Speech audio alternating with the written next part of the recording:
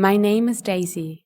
I am 31 years old and I work as a manager in a small marketing company in Dallas.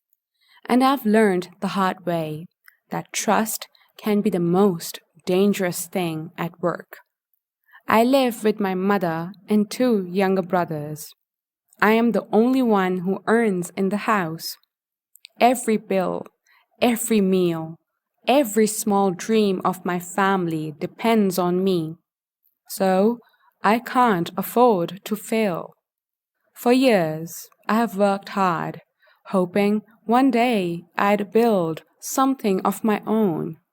But instead, I ended up in a story I never thought would be mine. His name was Ethan Reed, my boss, early 40s, charming, confident. The kind of man everyone trusted without a second thought. But what people didn't know was how good he was at pretending. At first, it was simple. I was good at my job. He noticed. He praised me. He told me I reminded him of himself when he was younger. Sometimes he'd walk by my desk and say, "You work too much, Daisy.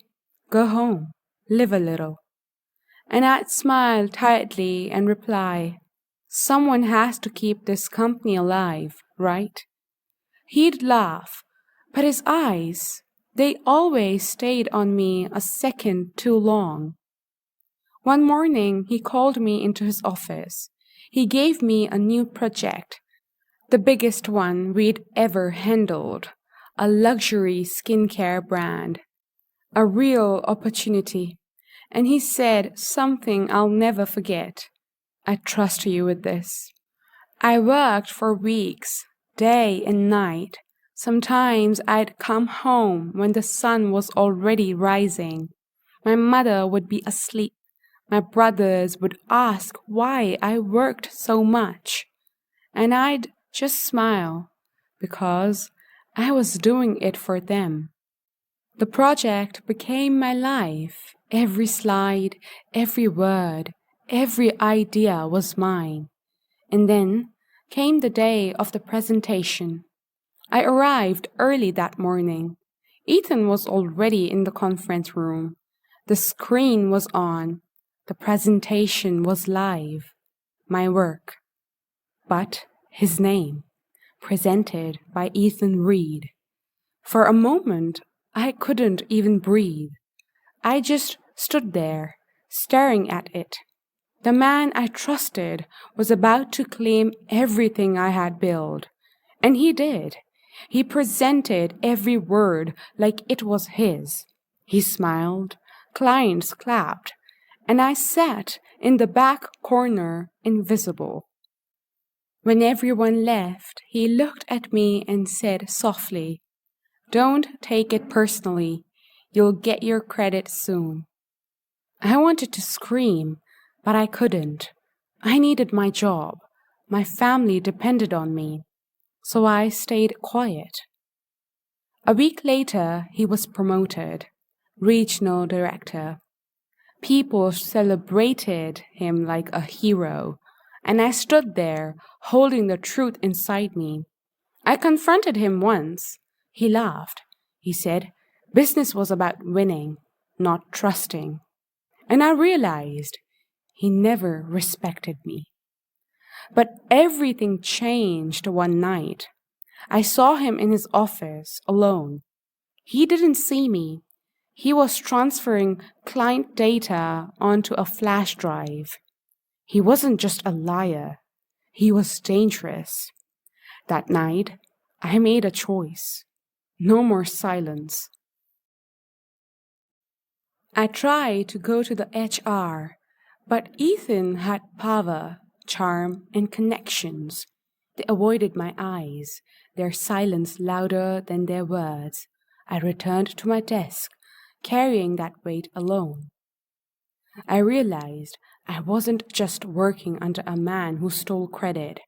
I was working under a man who was capable of far worse. That night, my fear turned into something else. I began collecting everything I could: screenshots of emails, drafts with my name and timestamps, copies of my original presentation, even a few quiet photos of Ethan transferring files. I didn't trust anyone, so I sent it all anonymously to the CEO. I didn't sleep that night. A week later, Ethan called me into his office again, but this time his voice was sharp. He said I had been acting strange, that maybe I had something to confess. His words felt like a trap. He looked at me like a predator cornering something small. My hands trembled, but I didn't back down. I told him that maybe he was the one who needed to confess. He laughed, not kindly. He reminded me he had power, that no one would choose me over him. But I didn't need anyone to choose me. The truth was already out there. 2 days later, the truth came crashing down. I walked into the office and saw Ethan being escorted out by security. His usually calm face was pale and tight. He didn't look at me once. Whispers spread like wildfire. People said he had been caught selling client data. I stood in the hallway, still. I didn't feel joy, just a strange, heavy quiet inside me. Later that day, HR called me in. They said I was right. They said I would now lead the project department. Their voices were soft, almost guilty, as if they knew what I had endured in silence. That evening, when the office emptied out, I walked into Ethan's old office. It was bare. The chair was pushed back. The desk was clean. But there was one thing left: a note. It said, "You are stronger than I thought. Don't become like me." For a long time, I stood there, staring at the words. The same man who betrayed me, who took everything from me, had left me this. A warning, or maybe a strange kind of respect. Months have passed since then. I still work in the same office, but everything has changed. People look at me differently now. They respect me. My mother sleeps peacefully, knowing the bills are paid. My brothers are in college. I have become the woman I once dreamed of being: stronger, braver, sharper.